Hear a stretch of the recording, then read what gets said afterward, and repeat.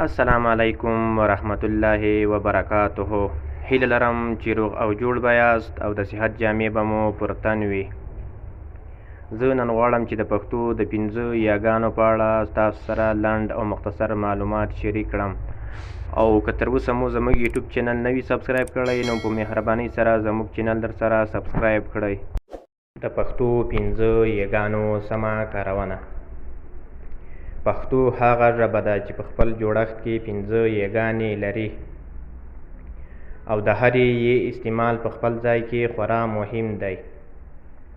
خو ځینې کسان بیا یاګانې دومره جدي نه نیسي چې دا کړنه په لیکنه کې لویه تېروتنه ګڼل کېدای شي. که چېرته غواړئ لیکنه مو خلک په ښه ډول سره ولولي او غوره مفهوم ترې واخلي نو د پښتو یاګانې زده کړئ او په خپلو لیکنو کې یې وکاروئ.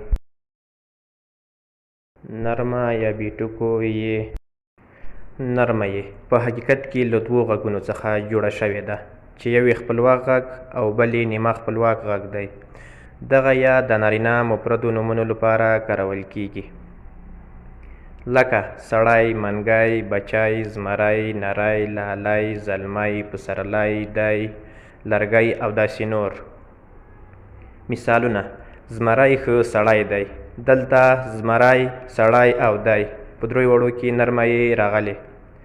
دوهم مثال: چې سړی په سړی کېږي عقل بل دی.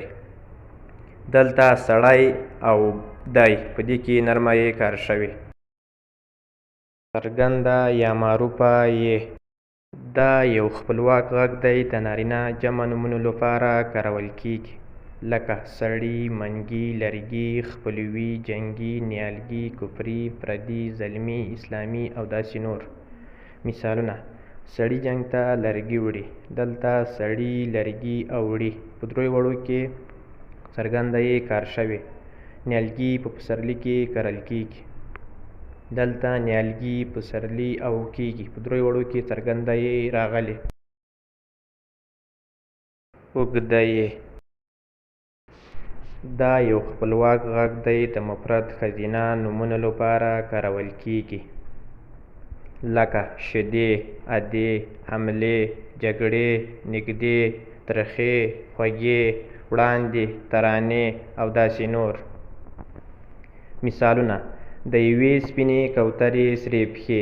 دلته یوې سپینې کوترې سرې پښې په 5 وړو کې اوږده یې کار شوې. دوهم مثال: ښځې ملغلرې خوښوي. دلته ښځې ملغلرې په 2 کې اوږده یې کار شوې. لکۍ لرونکې یې. دا هم له 2 غږونو څخه جوړه شوې چې یو یې خپلواک او بل نیمه خپلواک غږ دی.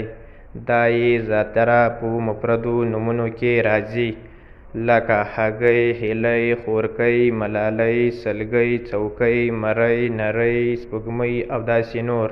مثالونه: د سپوږمۍ مرۍ ډیره نرۍ ده. دلته سپوږمۍ، مرۍ او نرۍ کې لکۍ لرونکې یې کار شوې. دوهم مثال: زه هګۍ له ډوډۍ سره خورم. دلته هګۍ او ډوډۍ کې لکۍ لرونکې یې کار شوې. حمزه لرونکې یې. حمزه لرونکې یې د امر کولو په وخت کې کارول کیږي لکه وګورئ، وخورئ، راځئ، مه کوئ، څه کوئ او داسې نور.